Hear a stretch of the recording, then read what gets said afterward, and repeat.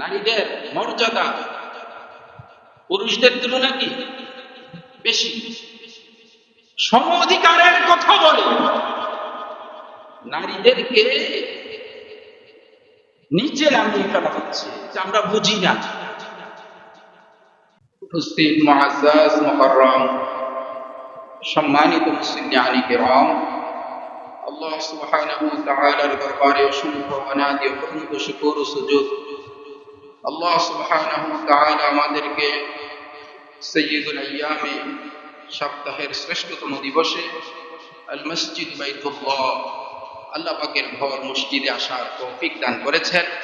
সেজন্য আমরা শুকরিয়া আদায় করি, জবান খুলে পড়ি আলহামদুলিল্লাহ।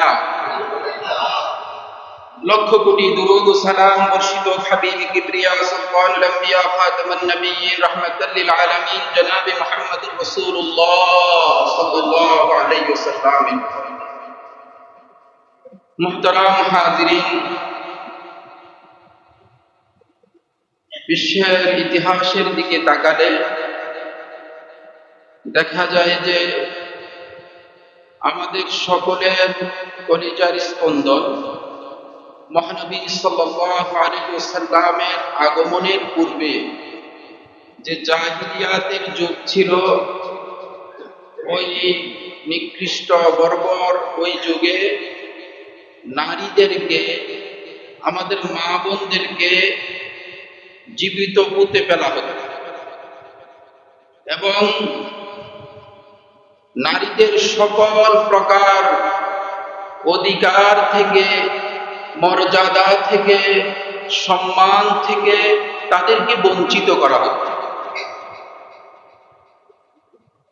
গত 100 বছর পূর্বের ইতিহাস যদি ইউরোপিয়ানদের ইতিহাস আমরা দেখি, সেখানেও দেখা যায় তাদের ইহুদিদের যে ধর্মগ্রন্থ বাইবেলের থিওরি অনুযায়ী, তাদের ধর্মগ্রন্থ অনুযায়ী ইহুদিদের ধর্মীয় নির্দেশনা হলো নারীদেরকে কোনো সম্পদ থেকে তাদের অধিকার দেওয়া যাবে না। তাদেরকে তাদের প্রাপ্য যে অধিকার, এটা থেকে তারা বঞ্চিত করে রেখেছে। এরপরে তারা একটি আন্দোলন করলেন সমতার নামে, সম অধিকারের নামে। আন্দোলনের পরে তারা কি করলো? সম অধিকার, নারী অধিকার, নারীদের পুরুষদের সমমর্যাদা, সমান অধিকার, সমান ভাগ, এই দাবি এটা প্রতিষ্ঠা করলো পশ্চিমা বিশ্ব। আর আমাদের কলিজার নবী, রহমতের নবী 1500 বছর পূর্বে নারীদের মর্যাদা, নারীদের অধিকার, নারী শিশুদের এই চিৎকার, এই আর্তনা তিনি বন্ধ করেছেন। তিনি সত্য, একটি সুন্দর, একটি সুপ্রসিদ্ধ, সুসংগঠিত একটি সম্মান, একটি মর্যাদাপূর্ণ অধিকার প্রতিষ্ঠা করেছেন আমাদের নবী, রহমতের নবী সাল্লাল্লাহু আলাইহি ওয়াসাল্লাম। নারীদের মর্যাদা স্বতন্ত্র একটি সূরা, সূরাতুন নিসা আল্লাহ রাব্বুল আলামিন নাযিল করেছেন। পড়ি সুবহানাল্লাহ। নারীদের সম্মান স্পেশাল ভাবে আল্লাহ প্রদত্ত, সুবহানাল্লাহ। নারীদের মান মর্যাদা ইসলামে যতটুকু দিয়েছে, অন্য কোন ধর্মে, অন্য কোন বর্ণে, অন্য কোথাও এত মর্যাদা, এত অধিকার কোথাও নেই। সম অধিকারের কথা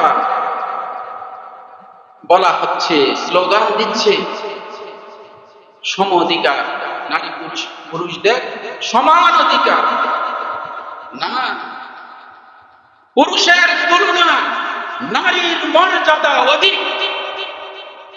নারীরা আমাদের মা, তাদের পদতলে, তাদের পায়ের নিচে আমাদের বেহেশত। নারীদের মর্যাদা পুরুষদের তুলনা কি বেশি। সম অধিকারের কথা বলে নারীদেরকে নিচে নামিয়ে ফেলা হচ্ছে, আমরা বুঝি না। পশ্চিমা সংস্কৃতি, ইউরোপিয়ান সংস্কৃতি, আজ একদল আমাদের বাংলাদেশের একটি শ্রেণী ইসলাম থেকে কিভাবে মুসলমানদেরকে দূরে সরাবে একটি চক্রান্ত, একটি চক্র কাজ করছে। নারী যখন আমার মা, তখন আমি তাকে শ্রদ্ধা ভরে তার পায়ের পদতলে, পায়ের নিচে যে বেহেশত, সেটা আমরা মনে করি মাকে আমরা সেবা করি। মায়ের মর্যাদা, মায়ের খিদমতের জন্য আমরা জীবন বাজি রেখে আমরা প্রস্তুত হয়ে থাকি, সেবা করার জন্য পেরেশান হয়ে থাকি। ইসলাম এটাই আমাকে শিক্ষা দিয়েছে, তুমি তোমার রবের ইবাদতের পরে তুমি তোমার মা বাবার খিদমত করো। রব্বুকা আল্লা তা'বুদু ইল্লা ইয়্যা ওয়া বিল ওয়ালিদাইনি ইহসানা ওয়া বিল ওয়ালিদাইনি ইহসানা। বাবা মার খিদমত। নবীজি সাল্লাল্লাহু আলাইহি ওয়াসাল্লাম হযরত সাইয়েদনা আবু হুরায়রা রাদিয়াল্লাহু তাআলা থেকে বর্ণিত হাদিস, নবীজির কাছে এক সাহাবী এসে বলতেছে, আল্লাহ পাকের ইবাদতের পরে সবচাইতে পুণ্যময় কাজ কোনটি? নবীজি সাল্লাল্লাহু আলাইহি ওয়াসাল্লাম বলেন যে তুমি তোমার মায়ের খিদমত করো। এরপর আবার জিজ্ঞাসা করছে দ্বিতীয়বার, এরপরেরটা কোনটা? বলছে মায়ের খিদমত। আবার জিজ্ঞাসা করছে তৃতীয়বার, এরপরে কোনটা? বলতেছে কি নবীজি বলেন মায়ের খিদমত। এরপরে চতুর্থবার জিজ্ঞাসা করা হলো, এরপর কোনটা? বললো বাবার খিদমত। মুহতারাম হাজিরিন, বুঝে থাকলে বলেন আমাদের নবীজির আদর্শ কি? আমাদেরকে কি শিখিয়েছেন? ইসলামের সভ্যতা কি? ইসলাম নারীকে কোথায় নিয়ে গিয়েছে? 3 বার মায়ের খিদমতের কথা বলা হয়েছে, চতুর্থতম বারে বাবার খিদমতের কথা বলা হয়েছে। এখানে নবীজি সাল্লাল্লাহু আলাইহি ওয়াসাল্লামের প্রতিষ্ঠিত শিখানো এটা কত দামি জিনিস। আর বর্তমানে এক শ্রেণীর কিছু মানুষ আমাদের দেশের মধ্যে সম অধিকার প্রতিষ্ঠা করতে চায় নারী পুরুষদের। এটা কি কখনো সম্ভব? কখনো আমাদের এদেশের তাওহীদের এই পণ্যভূমি, শাহজালাল ইয়ামনি রাহমাতুল্লাহি আলাইহির এই পবিত্র ভূমি, ইসলামের এই পবিত্র ভূমিতে এই সম অধিকার প্রতিষ্ঠা কখনো তাওহীদবাদীরা মেনে নিবে না। কখনো মেনে নিবে? কখনো মেনে নিবে না। মুহতারাম হাজিরিন, যারা পেপার পত্রিকায়, বিভিন্ন সোশ্যাল মিডিয়ায়, বিভিন্ন স্যাটেলাইটের খবরের মাধ্যমে খবর রাখেন, খুব আফসোস ও পরিতাপের বিষয়, আমাদের এদেশের মধ্যে নারী অধিকারের ব্যাপারে যখন সংস্কার টিম গঠন করা হলো, এমন কিছু কুচক্রী ওই টিমের মধ্যে সংশ্লিষ্টরা সদস্যবৃন্দ, তাদের দিকে, নারী পুরুষদের দিকে তাকালে কোনটা পুরুষ কোনটা নারী এটা চেনা বড় দায়।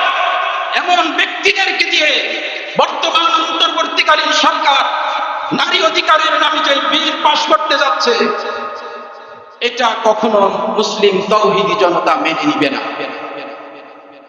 সম অধিকার, এই সম অধিকারের নামে যে প্রতিষ্ঠিত হয়ে আছে ইউরোপিয়ান পাশ্চাত্যের মধ্যে, দেখা যায় যে মা বাবার খিদমত তো দূরের কথা, আপন স্ত্রী কোনটা দাও সেটাও সে বলতে পারে না। সে তার কুকুরকে খাদ্য দেওয়ার ব্যাপারে যথেষ্ট সে খবরদারি করে, কিন্তু তার মা, বউ, তার স্ত্রী তাদের খবরদারি করে না।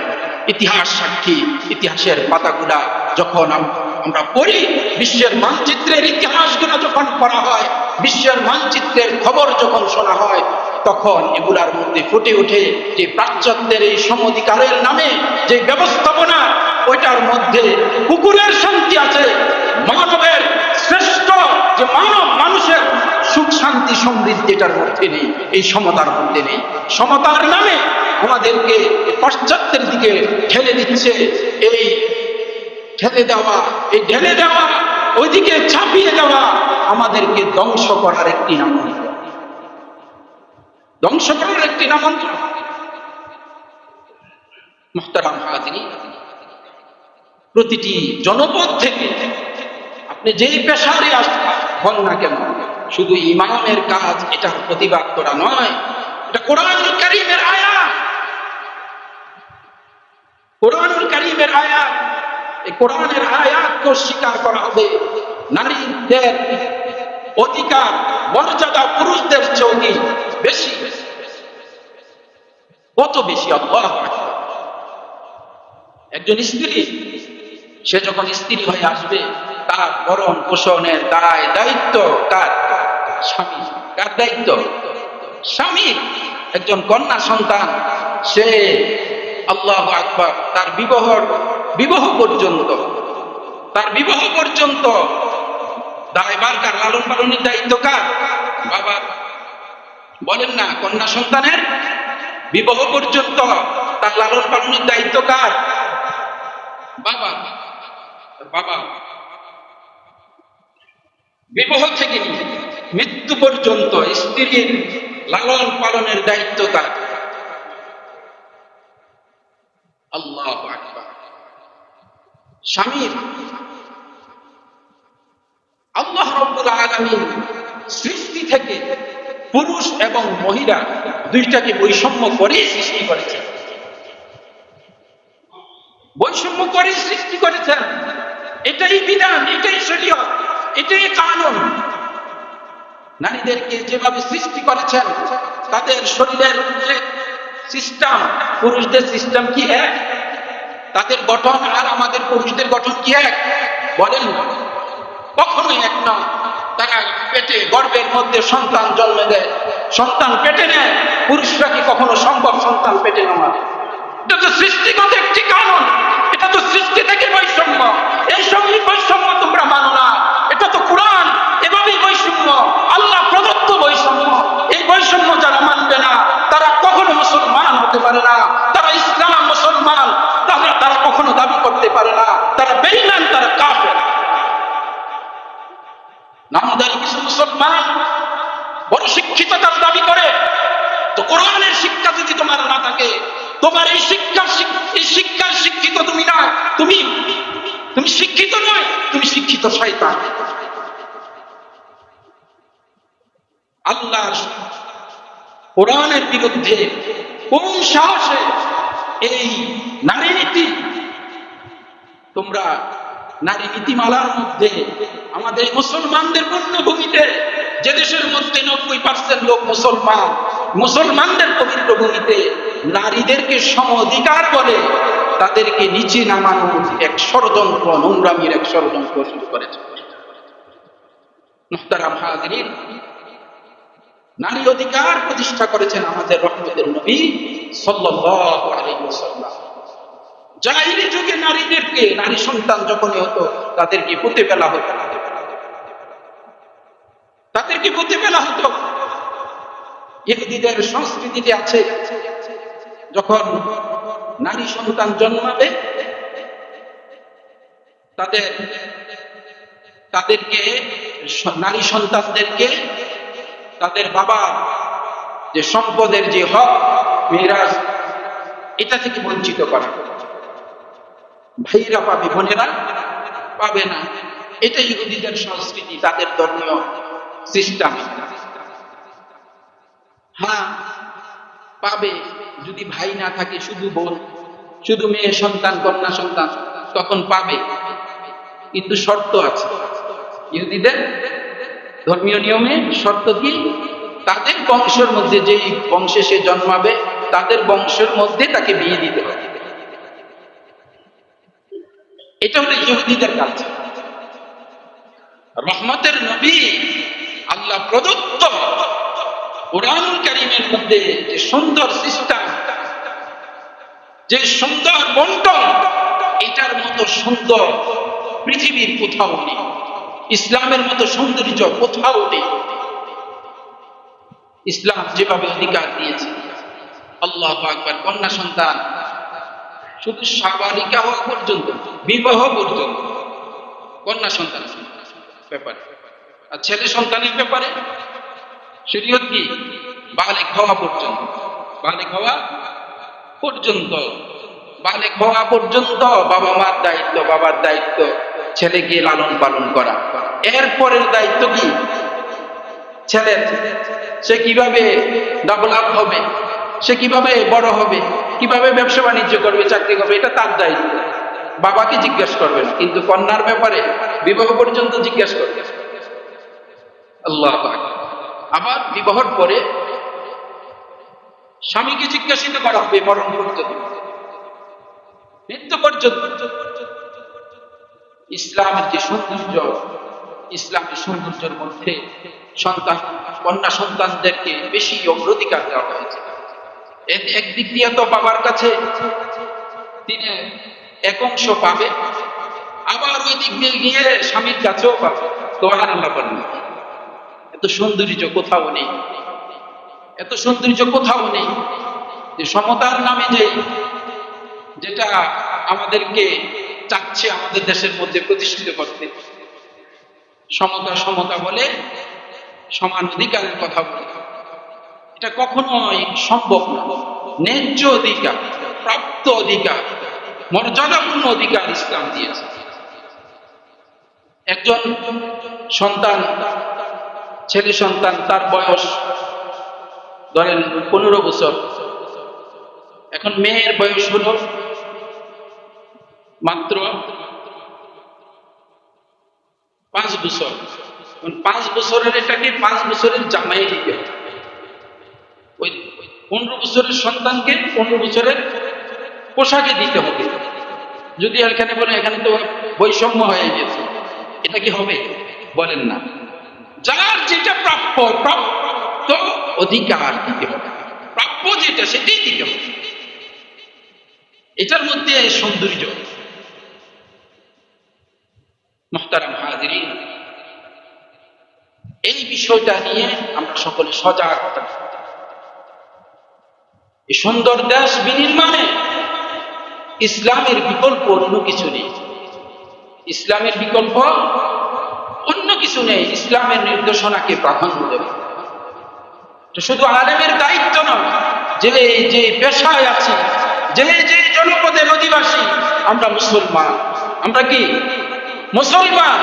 মুসলমানের নবীর দেখানো পদ্ধতি আমরা গ্রহণ করব। এছাড়া যত ভ্রান্ত মতবাদ আছে এগুলাকে আমরা প্রত্যাখ্যান করব। করব তো ইনশাআল্লাহ। আল্লাহ আমাদেরকে তৌফিক দান করুন।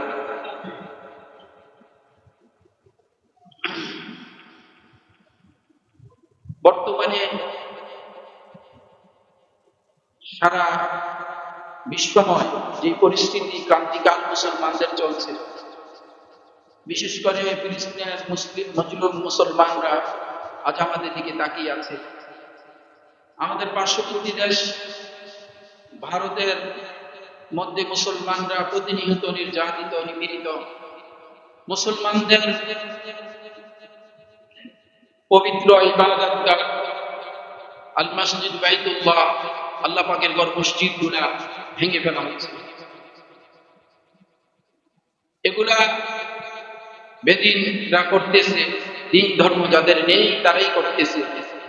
তাদের আধিপত্যের জন্য তারা এগুলা চালিয়ে যাচ্ছে।